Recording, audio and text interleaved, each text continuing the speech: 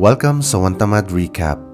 Ngayon ibobood natin ang 2023 American action thriller film na pinamagatang The Rat to Becky. Spoilers ahead, watch out and take care. Ang pelikulang ito ay direct sequel ng unang pelikula na Becky. Ang kwento ay syempre nakatuon sa isang babaeng nagngangalang Becky na ngayon ay nasa 16 na taong gulang na. 3 taon matapos ang malagim na pagsubok laban sa pumatay sa kanyang ama, si Becky ay nagpatuloy mamuhay at nagpaampon sa iba't ibang magulang. Nagbukas ang pelikula kay Becky, na ngayon ay tila mukhang inosenteng babae. Kararating niya lang sa bago niyang foster parent na si Ted at Alice. Masaya ang mag-asawa ampunin si Becky. Walang kamalay-malay sa nakatagong pagkatao sa likod ng kanyang mga ngiti at kabaitan. Bagaman sa una mukha siyang mabait, pero hindi nagtagal ay lumabas din ang tunay niyang kulay kung saan siya at kanyang asong si Diego ay tumakas sa bahay sa unang gabi ng pag-ampon sa kanya. 3 taon na ang nakalipas mula nang ang kanyang ama ay brutal na pinatay ng mga neo-Nazi na hinahanap ang susi sa kanilang lake house. Bilang paghihiganti, pinatay silang lahat ni Becky at kinuha nito ang susi, walang kaalam-alam sa totoong kahalagahan nito. Mula nun, tinakasan ni Becky ang 3 nag-ampon sa kanya matapos niya itong manipulahin, linlangin, at pagnakawan. Sa nagdaang taon, nakatira siya sa nirentahang bahay na pag-aari ng matandang babae na nagngangalang Elena, ang tanging tao na totoong pinagkakatiwalaan ni Becky ngayon. Nagsimula ang lahat ng ito nang mag-alok si Elena sa kanya sa isang ride hanggang sa humantong na sa pag-ampon sa kanya ng matanda. Sa kabila ng pagiging close nila ni Becky, binabagabag pa rin si Becky ng kanyang trauma sa pagkamatay ng kanyang ina sa sakit na cancer at sa brutal na pagkamatay ng kanyang ama. Bagaman siya ay matagal nang nakapahinga sa pagiging bayolente, paminsan-minsan pumapasok pa rin ang masasamang isipin kay Becky gaya na lang nang tawagin siya ng matandang customer na sweetheart. Isang gabi habang masayang naglalaro si Elena at Becky ng wordplay, isang nakakagimbal na balita sa radyo kung saan inilantad ang nakakaalarmang impormasyon patungkol sa pasistang grupo na tinatawag na nobleman na nagpapakalat ng karahasan sa buong bansa. Ang primary target ng grupong ito ay si Senator Ann Hernandez at ang mga otoridad ay minomonitor na ang mga online activities ng grupong nobleman sa loob ng ilang buwan. Lumipat ang eksena sa isang sasakyan na mayroong bandila ng nobleman. Habang si Becky ay nagtatrabaho, 3 kalalakihan na nagngangalang Anthony, DJ, at Sean ay pumasok sa restaurant at sinimulan siyang kutsain at hamakin. Si Anthony at DJ ay nagbigay ng bastos na komento patungkol sa kanyang ina, maging ang pangalan ni Becky ay pinagtawanan din nila. Pagkatapos nagkaroon ng mainit na diskusyon ang 3 patungkol sa pagkamohi nila kay Senator Ann Hernandez. Bukod pa doon, pinag-usapan din nila ang ibinigay na tagubilin ng kanilang misteryosong leader ng organisasyon na nagngangalang Daryl. Gayunpaman, medyo may pag-aalangan si Sean sa bagay na ito, at si Anthony naman ay bastos na tinawag si Becky para dalhan sila ng kape. Wala lang ito kay Becky, dahil ito pa nga ang gusto niya at na-challenge siya sa mga ganitong klaseng tao. Nagalit si Anthony kaya nagpa siya silang 3 na sundan si Becky sa kanyang bahay upang turuan siya ng leksyon. Pagsapit ng gabi, narinig ni Becky ang tunog ng pagkabasag ng salamin kaya nagmadali siyang bumaba para suriin ito. Bigla na lang, sinubukan siyang i-suffocate ni Anthony na nasa likuran niya na pala. Ngunit nagawang makatakas ni Becky sa paguntog ng ulo niya kay Anthony. Dumating ang asong si Diego pero inatake naman ito ni DJ.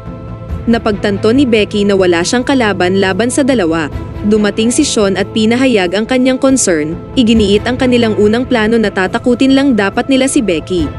Lumalabas na si Sean ay may mabuting puso sa kanilang 3. Bago pa barilin ni DJ si Becky, mabuti na lang dumating sa tamang oras si Elena na may dalang shotgun at pinagbantaan niya ang 3 na umalis na. Ibinaba ni DJ ang kanyang pistol, ngunit biglang binunot naman ni Anthony ang kanya at agad na pinatay ang matanda. Naiwang tulala si Becky kung saan bumabalik muli sa isipan niya ang mapait na nakaraan. Paggising niya kinaumagahan, nadiskubre niya ang walang buhay na katawan ni Elena at napagtanto rin na kinuha ng 3 ang aso niyang si Diego. Samantala, dumating ang 3 sa bahay ng kanilang leader na si Daryl. Ito ang unang pagkakataon na makikipagkita sila kay Daryl, kaya inatasan ni Anthony ang dalawa na manatiling tahimik patungkol sa insidenteng nangyari sa bahay ni Becky. Labis na nagluluksa si Becky sa pagkamatay ni Elena, at lahat na lang ng mga taong malapit sa kanya ay iniiwan siya. Matapos ilibing si Elena, sinimulan na ni Becky ang paghahanda upang ipaghiganti si Elena at iligtas ang minamahal niyang aso. Matapos may handa ang lahat, sinimulan niyang hanapin ang pangalang Daryl na narinig niyang pinag-uusapan ng tatlo sa restaurant. Sa kabutihang palad, mayroong dalawang individual lang ang nagngangalang Daryl dito sa bayan. Ang una, isang matandang babae na may nakasaksak na oxygen cylinder at siguradong hindi siya ang taong hinahanap ni Becky. Pagkatapos humantong siya sa bahay ng isa pang Daryl, ang eksaktong lokasyon kung saan dito pumunta sina Anthony, DJ, at Sean. Samantala, kasalukuyang nanananghalian ang grupo kasama si Daryl at kanyang katiwalan na si Twig.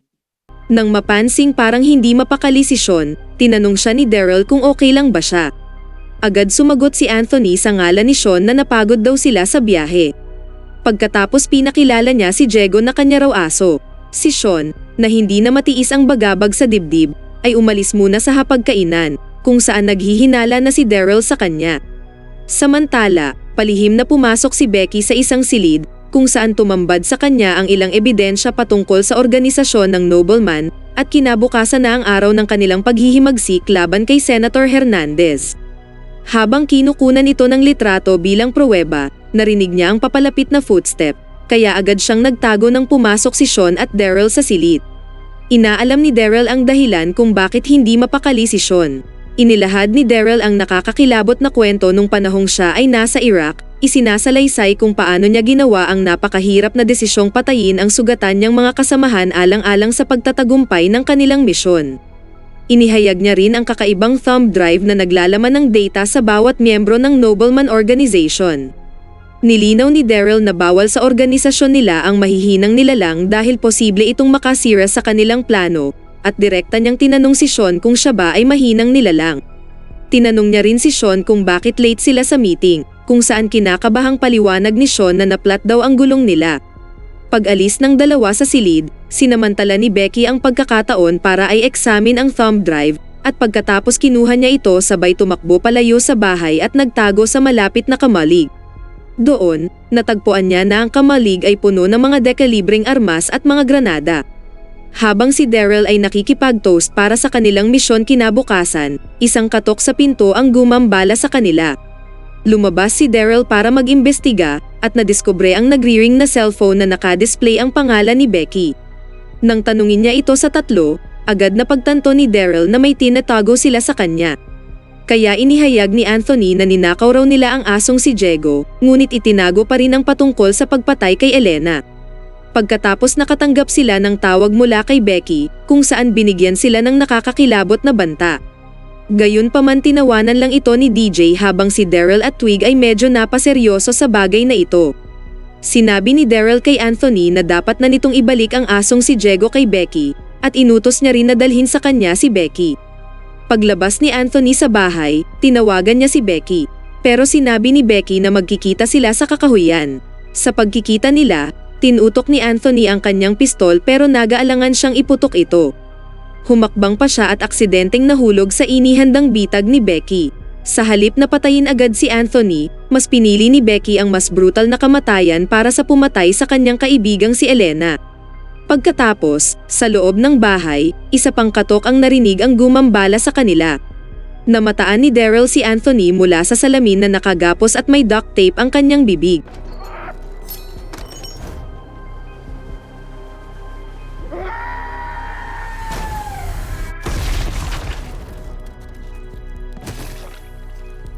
Agad pinayuhan ni Twig si Daryl na tumawag ng pulis, ngunit tinanggihan niya ang ideya. Ipinapaliwanag na ang mga armas sa kamalig na gagamitin nila para sa paghihimagsik kinabukasan ay mako-question ng mga pulis. Agad tinanong ni Daryl ang dalawa patungkol sa totoong motibo ni Becky. Ibinunyag naman ng dalawa na bukod sa ninakaw nila ang aso, pinatay din ni Anthony ang matandang kasama ni Becky. Ngunit nang marinig ni Sean ang patungkol sa paghihimagsik, lumalabas na wala palang kaalam-alam si Sean sa karahasang pinaplano ng organisasyon. Kaya naman, sinumpa niya ang Brotherhood at sinubukang umalis ng bahay. Gayunpaman, si Daryl, na nagalit sa kritisismo ni Sean, ay agad na pinatay si Sean.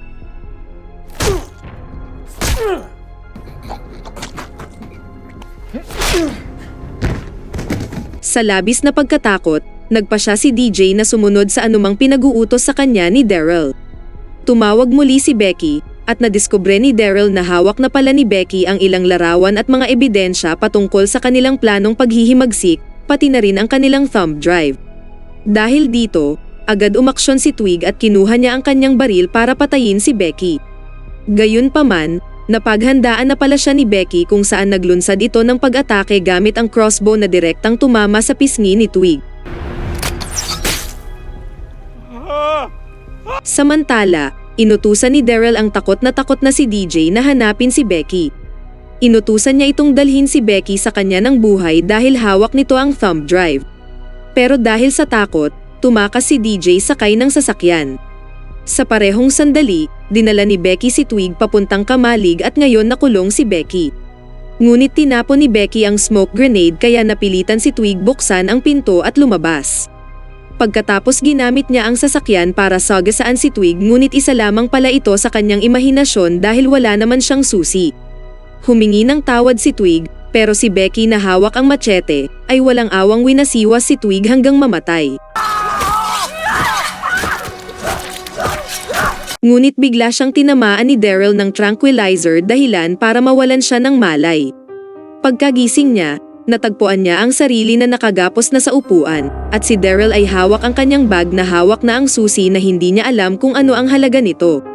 Tiningnan ni Daryl ang susi na may nakaukit na mga numero kung saan sinabi ni Daryl na ito ay mga coordinates. Bigla na lang dumating ang hindi inaasahang bisita, na walang iba kundi ang parehong Daryl na pinuntahan niya kanina. Nakakagulat, ibinunyag ng matanda na siya ang mastermind sa likod ng nobleman at siya ang ina ni Daryl. Matapos ang pagpapakilala, tinanong niya si Becky kung nasaan na ang thumb drive. Pero nanatiling tahimik si Becky. Sinubukan nila siyang pagbantaan, pero naisip ni Becky na hindi nila siya kayang patayin dahil siya lang ang nakakaalam kung nasaan ang thumb drive. Kaya naman nag-alok muli ang matanda ng kanyang kalayaan kapalit ng thumb drive. Pero walang takot na dinuraan lamang siya ni Becky. Pinakain ng matanda si Diego sabay binyantaan si Becky na papatayin nito ang kanyang aso. Nang makita ito, nag-aalangang sumangayon si Becky sa kanilang hiling. Ngunit nagulat ang dalawang Daryl na si Becky pala ay nakawala na. Girl Scout.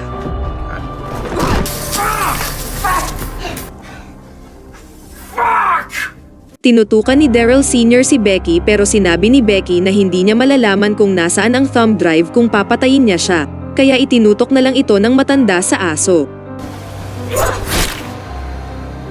Nagmadaling umalis si Becky at sa pagbalik ni Daryl ay bumungad sa kanya ang walang buhay niyang ina. Dahil dito galit na hinabol niya si Becky sa kakahuyan upang patayin. Tumakbo si Becky hanggang sa napahinto siya sa isang punong may marka. At nang si Daryl ay lumapit sa kanya, nahulog siya sa inihandang bitag ni Becky.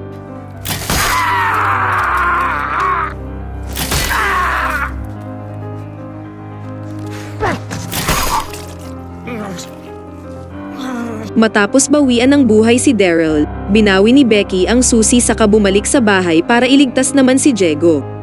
Gayunpaman sa kanyang pagkadismaya, si Daryl Sr. pala ay buhay pa. Guess you missed my brain. Guess I didn't. Attack.